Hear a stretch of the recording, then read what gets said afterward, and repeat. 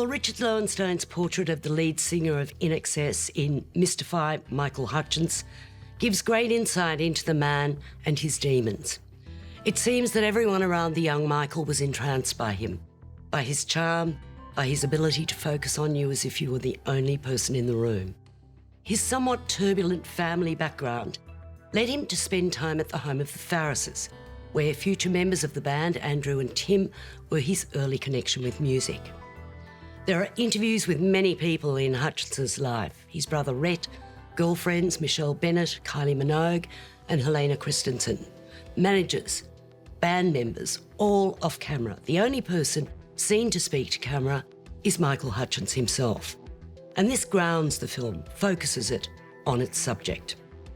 Lowenstein, having worked with Hutchence on music videos and having him star in his first feature, Dogs in Space, has used extensive footage of the man with access to more personal material through various sources. It's a beautifully made documentary, creating a sense of really getting to know this rock star who really wanted to be regarded as an artist. His sense of insecurity within all the fame emerges, something that escalated after a confrontation with a taxi driver in Europe, which led to a brain injury, depriving him of a sense of smell and taste. We were riding home on our bikes. This insane taxi driver got out of his car and punched him. And right from the get-go, Michael was kind of different. I just felt this incredible, overwhelming sense of sadness. This is not the Michael that I know. What does shine through in the film is Hutchence's charisma as a performer and actually as a man.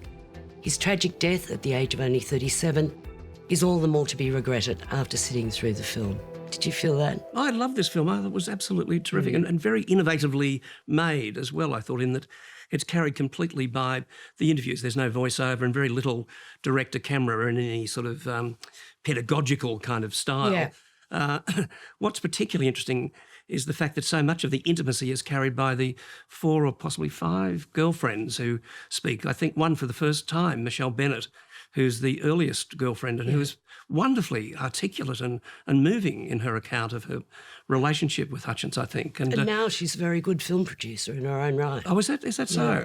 But Kylie Minogue is also fabulous in this. I mean, there's some wonderful sequences with her. What an interesting figure she is. And, you know, I mean, his connection with some, really dynamic women, I think, was significant in his life. And that's, all part of the charisma, that he had. And the concert material's pretty fantastic. I mean, this is really one of the great backstage rock and roll films in so many ways, isn't it?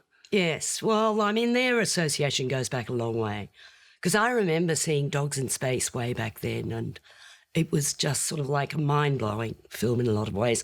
I think it was one of my first 5-star movies ever.